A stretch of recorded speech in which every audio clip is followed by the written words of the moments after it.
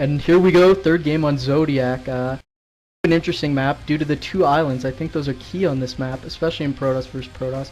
If they spawn sharing an island, such as 6 versus 3, it'll really come into play, whoever gets that island first.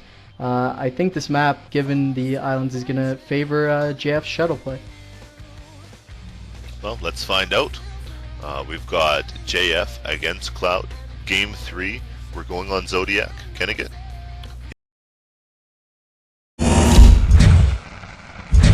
It's showtime. Don't hold me now.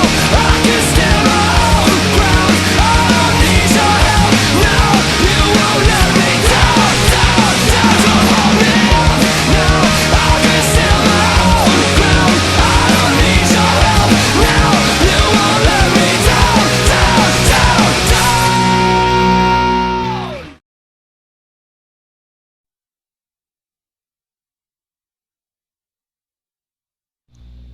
Alright, and we're off. We have ClouD against JF in the deciding game of the first round of the Razer StarLeague. Alright, and we have tan versus white, Protoss versus Protoss. Don't worry, I'll tell you what's going on. ClouD is over at 9 o'clock with the white Protoss. Meanwhile, JF is at 9 with the white Protoss, and ClouD is at 3 with the tan. These players are fighting across from each other, our first cross-position game of the day. Yeah, and you know, I'm not sure how this will affect it. You know, last game JF just showed so much smartness. You know, he abused ClouD's position, but this game he definitely won't be able to. They're like totally even in positions. They both have an island right next to them. You know, it's a long way across this map. Zodiac is a long map. So, you know, I think that we're going to see a longer game this time.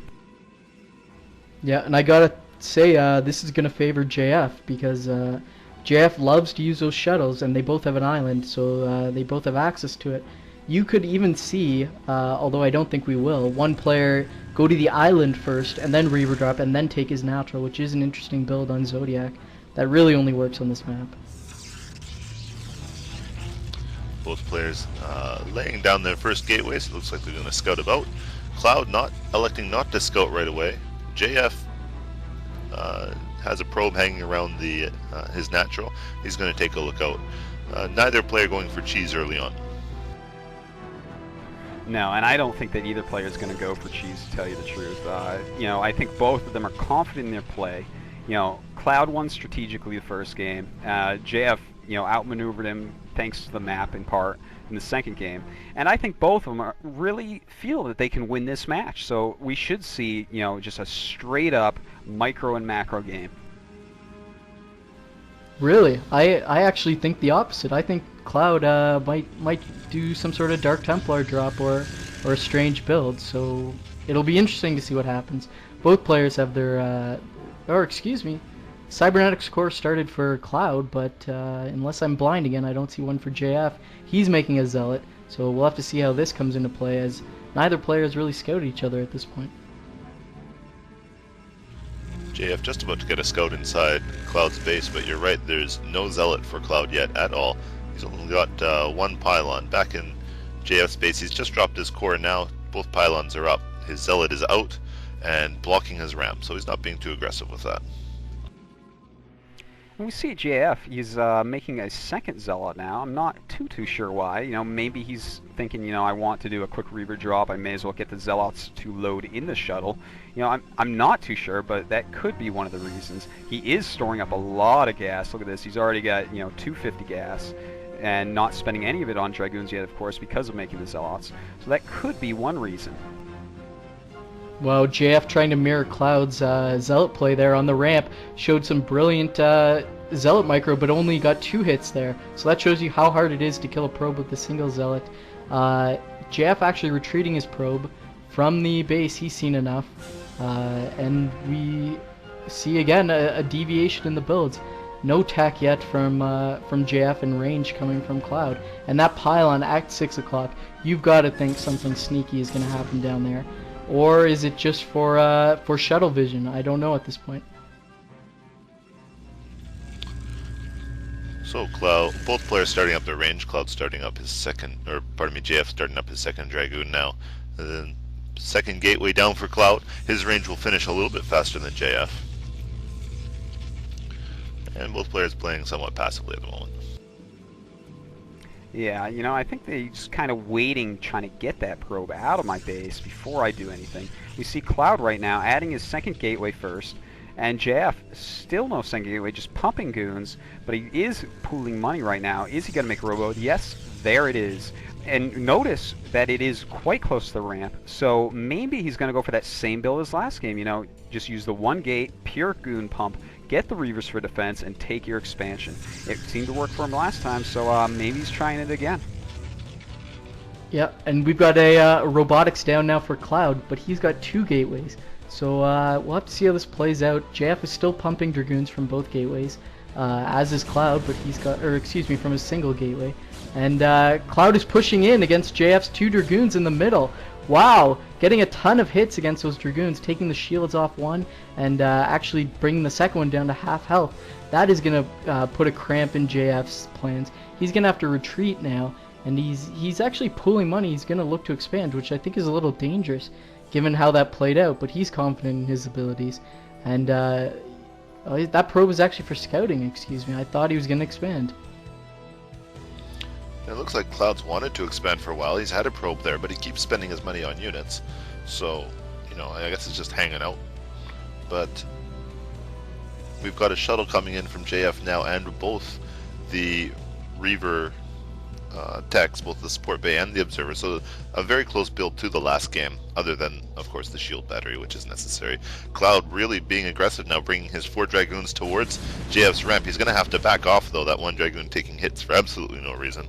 JF is tight as a bottle up at that ramp. And because of that, because of no expansion, and just because of how passive JF is, Cloud's going to retreat his units back towards his main base. He's got to be worried about Reaver timing. Right now is about the time the fastest Reaver can come into your base. So he's going to retreat his units, expand, and try to defend against any harassment from JF. Yeah, and we see that JF may in fact be doing what Chill was mentioning earlier. He drops a probe at that island. Looks like he is going to pump out some Reavers now. He already has that shuttle, of course. And Cloud taking his expansion. Now, if you look at Zodiac, I mean, it's kind of a long way from the main mining to the expansion mining. And of course, behind the expansion, there's a lot of room to drop Reavers in there. There's a lot on the sides. So it's pretty hard to cover all of that. Luckily, though, Cloud here, he is making a lot of Dragoons. He's spreading them out. He's sending over his observers, so he is not going to be blind to what's going to be going on here. Yeah, I think JF has shown how confident he is in his Reaver play by doing this build. I mean, he's basically given up map control to Cloud, saying, I'm going to take it back. I'm going to show you what I can do with Reavers, and I know I can do damage. If he does no damage with these Reavers, Cloud can basically come in and contain him and deny him from his natural. So he's maynarding probes now, which is really the proper timing. He's going to drop off 8 probes, plus the one that built the pylon and the nexus. Then he's going to come back, pick up a Reaver or 2, and try to do some harassment. Speed now just finishing up for JF, so the shuttle is much more mobile. He's got 1 Reaver out, second is just about finished, so his timing for everything is just perfect. You see his shuttle just going to go pick up those 2 Reavers now, but you're right, if he doesn't do anything with these Reavers, Cloud had a much faster expansion, and his expansion is more valuable, I think, because it's the natural expansion. So JF really going to have to do some good damage here. You see him moving out with both his Dragoons, his Zealots, and his Reavers. He may just try to blast down the front door, or he may divide and try to kill the probes inside Cloud's base. The thing about Cloud is he's got 5 Dragoons inside his main base, so his forces are really divided defending against this incoming Reaver attack. Ideally, all his forces would be together, but he can't afford to lose the probes inside his main base to a split attack like last game. Here we go, JF bringing it in. JF just going to kick down the front door. He's not going to harass those probes at all. He drops his Reavers out of range, has to re-drop them. He's got to, oh, he focuses on the pylon. He really needs to focus his Reavers on Cloud's army. Fortunately for him, Cloud's Dragoons and Reaver are still inside his main base, and JF really just punching down the door. All the probes running away by Cloud, and this natural expansion taking a total beating. Oh, you know what? This is just wild by JF. He just struck right in there. Perfect timing. Cloud's had units in his main. He had some at his expo, and JF just busted him down. Killed that expo. JF now up 1 base. If I could write a book about PvP, it would be called JF. And it would just be a replay packet, because look at this. He just forces his way right up the ramp against Reavers, against Dragoons, busting up everything. Cloud with just no chance here. JF, brilliant play, knocking everything down. Reaver goes down, nothing left for Cloud. We should be seeing GG, and there it is.